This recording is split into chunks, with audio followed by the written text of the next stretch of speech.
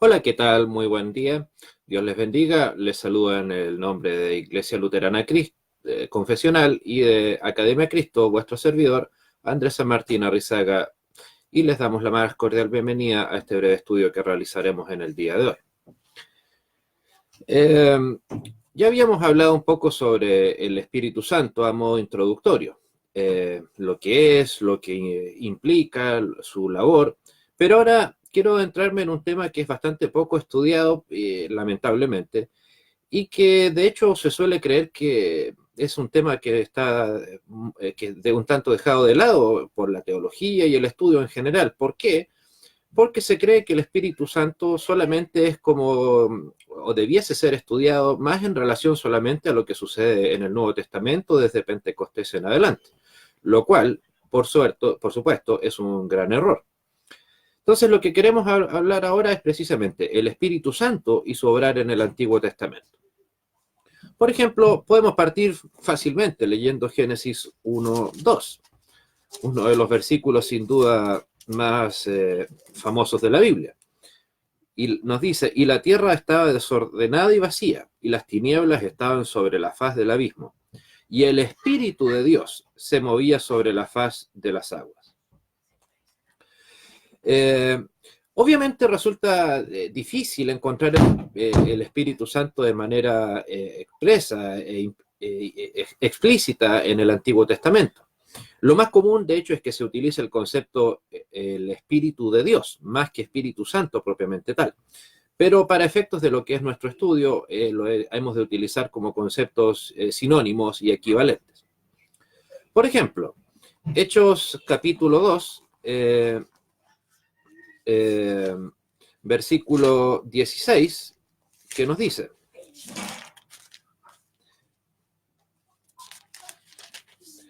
más esto es lo dicho por el profeta Joel. En los postreros días, dice Dios, derramaré de mi espíritu sobre toda carne, y vuestros hijos y vuestras hijas profetizarán. O sea, derramaré mi espíritu. O sea, está haciendo directamente una conexión con el Antiguo Testamento, o sea, la unidad de la Escritura. El mismo Espíritu Santo que reveló los mandamientos es el mismo Espíritu Santo que reveló, por supuesto, el Nuevo Testamento también. Bueno, sumado a eso, reconocer que Jesús mismo prometió, pero recibiréis poder cuando haya venido sobre vosotros el Espíritu Santo, en Hechos 1:8. Por lo tanto, la expresión el Espíritu del Dios del Antiguo Testamento es similar al Espíritu Santo del Nuevo Testamento. También, ¿qué obras podemos encontrar del Espíritu Santo en el Antiguo Testamento? Por ejemplo, en Génesis 1:1, lo que ya acabamos de mencionar, o sea, el Espíritu de Dios es quien lleva a cabo la creación. O, por ejemplo, respecto de la misma creación, en Job 26:10, nos dice: puse límite a la superficie de las aguas hasta el fin de la luz y las tinieblas. O Job 26:13, perdón, su espíritu adornó los cielos, su mano creó la serpiente tortuosa.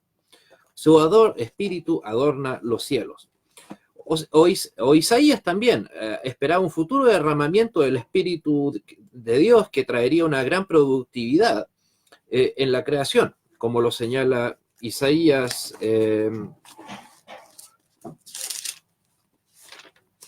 Isaías 32:15. Nos dice la palabra. Isaías 32:15.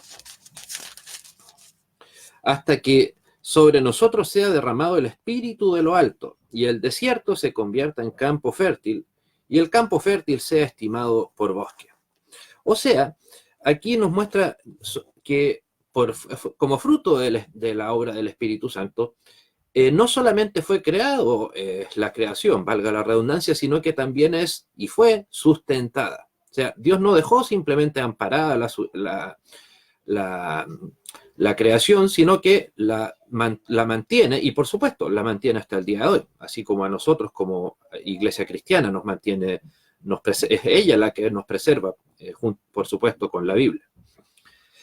Insisto, entonces, el Dios cristiano, el Dios en el que usted y yo creemos, no es solamente un Dios creador que hizo los cielos y la tierra y se limitó a quedarse sentado esperando, bueno, veamos qué pasa. No, el Dios cristiano es un Dios que crea, pero también que sustenta su creación y que la ha de mantener. Ese es el Dios cristiano, insisto. Otra labor que hay del Espíritu Santo en el Antiguo Testamento es la de entregar las profecías y, por supuesto, inspirar las Escrituras. A eso, nuevamente, lo que les mencionaba, la unidad de las Escrituras. Los libros son totalmente canónicos e inspirados desde Génesis hasta el Apocalipsis mismo. O sea, obviamente, por algo hablamos de la inspiración de las Escrituras, no hablamos de la inspiración de algunos libros más que de otros, etcétera, ¿no?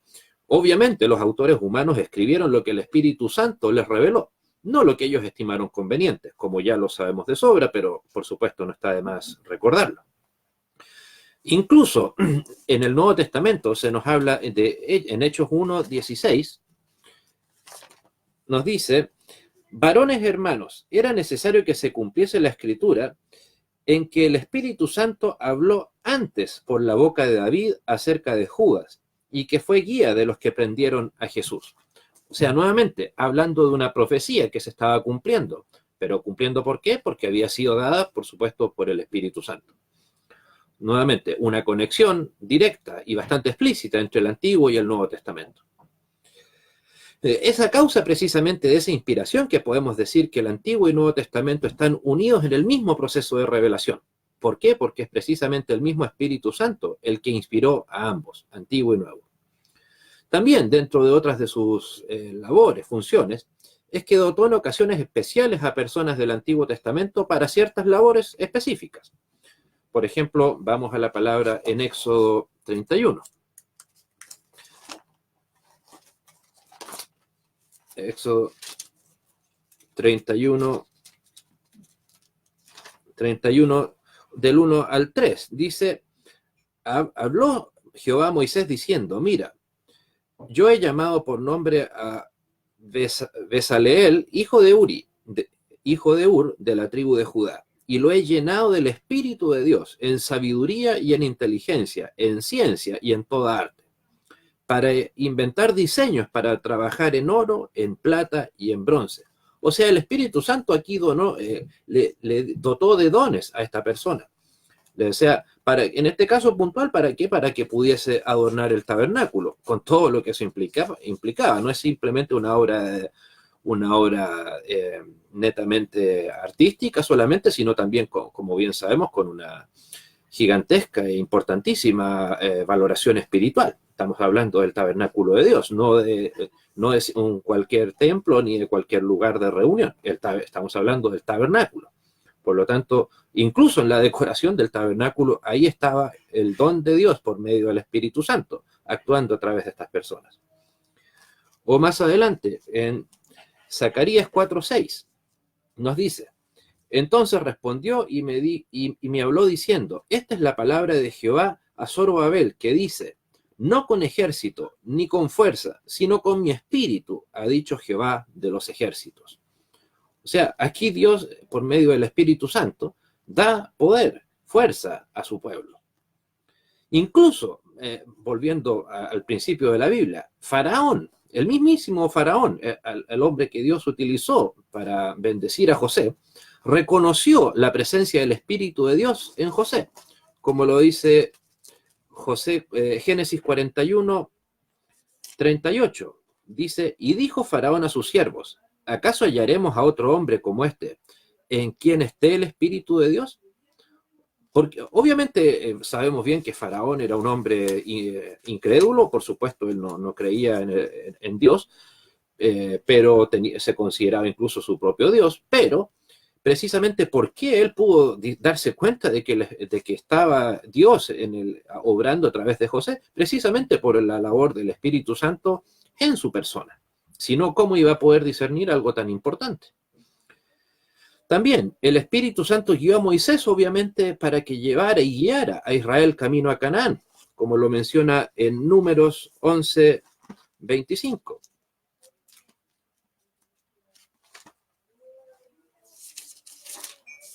Nos dice la palabra, números 11:25. Entonces Jehová descendió en la nube y le habló. Y tomó el espíritu del espíritu que estaba en él y lo puso en los 70 varones ancianos. Y cuando posó sobre ellos el espíritu, profetizaron y no cesaron. O sea, una labor tan importante, por lo tanto, como guiar al pueblo de Israel para que saliera de la esclavitud y llegara a Canaán, estaba obviamente guiada por el mismísimo Espíritu Santo. Es más, incluso el comentario debería ser otro, o la pregunta es otra. ¿Quién más podría hacerlo sino el mismísimo Espíritu Santo? Si el Espíritu Santo es el que guía a la Santa Iglesia cristiana hoy, ¿por qué iba a ser distinto con el pueblo de Israel? O más adelante, en la era de los jueces, que era el primer sistema de gobierno que Dios deseaba para Israel, ellos también ostentaban el poder con la guía del Espíritu Santo, como lo dice Jueces 3:10, nos dice la palabra. Y el Espíritu de Jehová vino sobre él y juzgó a Israel y salió a batalla, y Jehová entregó en su mano a Cusam Risataim, rey de Siria, y prevaleció su mano contra Cusam Risataim. O sea, Dios también guiaba la labor de los jueces y al pueblo completo, por lo tanto. Más adelante también en el mismo libro de los jueces, Jueces 6, capítulo 34, nos dice, entonces el Espíritu de Jehová vino sobre Gedeón, y cuando éste tocó el cuerno, las abiezeritas se reunieron con él. El Espíritu de Jehová vino sobre Gedeón. Entonces, la obra del Espíritu Santo guiando y dirigiendo al pueblo de Israel. También la obra del Espíritu Santo estuvo más adelante con los reyes, como lo señala Primera de Samuel, capítulo 10, versículo 10. Dice, y cuando llegaron allá al collado, he aquí la compañía de los profetas que venía a encontrarse con él, y el Espíritu de Dios vino sobre él con poder y profetizó entre ellos. El Espíritu de Dios vino sobre él con poder. O sea, el Espíritu Santo tiene ahí obviamente las mismas capacidades o atributos que tiene Dios Padre. O sea, el poder precisamente y que tenga la capacidad de ir y permitir que sean dichas profecías. O más adelante también en 1 Samuel, pero 16, nos dice 16, versículo 13. Y Samuel tomó el cuerno del aceite y lo ungió en medio de sus hermanos. Y desde aquel día en adelante el Espíritu de Jehová vino sobre David. O sea, el Espíritu Santo estuvo directamente actuando en la unción de David como rey. Y lo guió, por lo tanto, también. O finalmente, respecto de versículos bíblicos al respecto, el Salmo 143. O el Salmo 51, versículo 11, dice, no me eches de delante de ti, y no quites de mí tu Santo Espíritu. O más adelante, el Salmo 143, nos dice, enséñame a hacer tu voluntad, porque tú eres mi Dios, tu buen espíritu me guíe a tierra de rectitud. Pues bueno, esa de hecho debe ser la oración de todo cristiano, que el Espíritu de Dios sea el que nos guíe hacia la rectitud. ¿Quién más podría hacerlo sino el Espíritu Santo? Pero, y en general, la cualidad de bueno y santo del Espíritu queda más clara si observamos la obra que realiza, obviamente, y sus resultados. Se le describe produciendo el temor del Señor y distintas cualidades de rectitud y juicio en Jesucristo como Mesías, el Mesías prometido, como en Isaías 11, del 2 al 5. Cuando se derrama también el Espíritu, en Isaías 32:15. Y el resultado de ambas cosas, ¿cuál es? La justicia, la rectitud y la paz. La devoción, por lo tanto, a Dios vendrá tras el derramamiento del Espíritu, como lo dice en Isaías 44, del 3 al 5, o en Ezequiel 36, 26 al 28. Un pasaje que anuncia la doctrina, de hecho, de la regeneración, de la cual se habla más explícitamente en el Nuevo Testamento.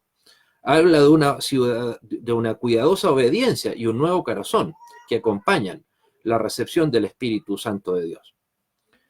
Las consideraciones anteriores al Antiguo Testamento representan al Espíritu Santo como el productor de las cualidades morales y espirituales de bondad y santidad en la persona a la que viene o en la que vive.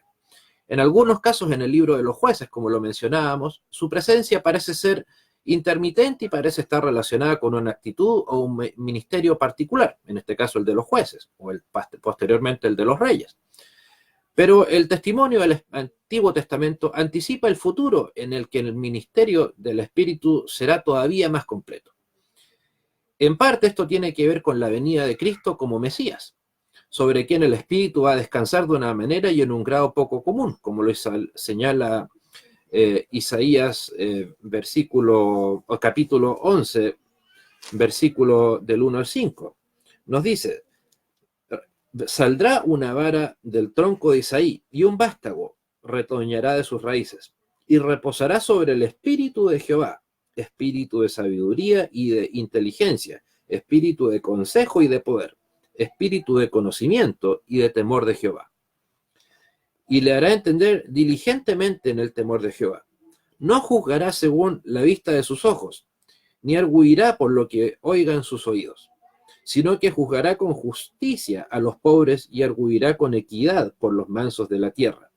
Y herirá la tierra con la vara de su boca, y con el espíritu de sus labios matará al impío. Amén. Jesús cita los primeros versículos de Isaías también 61, e indica que se han cumplido en él esos versículos, esas profecías. Sin embargo, hay una promesa más general, una promesa que no queda restringida exclusivamente a Cristo el Mesías, que es la que se encuentra en Joel 2, capítulo 28.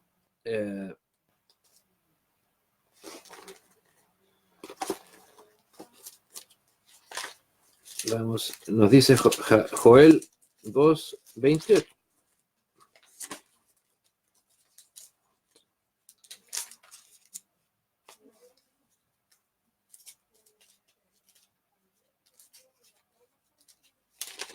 Que nos dice, en Joel 2, 28 y 29, nos dice: y después de esto derramaré mi espíritu sobre toda carne, y profetizarán vuestros hijos y vuestras hijas. Vuestros ancianos soñarán sueños, y vuestros jóvenes verán visiones.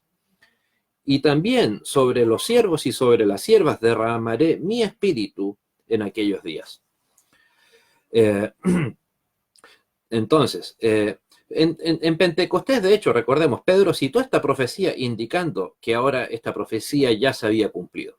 Por lo tanto, recordemos, dar gracias a Dios, en primer lugar, por supuesto, de que nos ha revelado su santa palabra, tal como lo acabamos de ver. Segundo, por el hecho de que no solo la ha revelado, sino que por medio de su Santo Espíritu, Dios sostiene o mantiene su revelación, y es por eso que la Biblia llega hasta el día de hoy.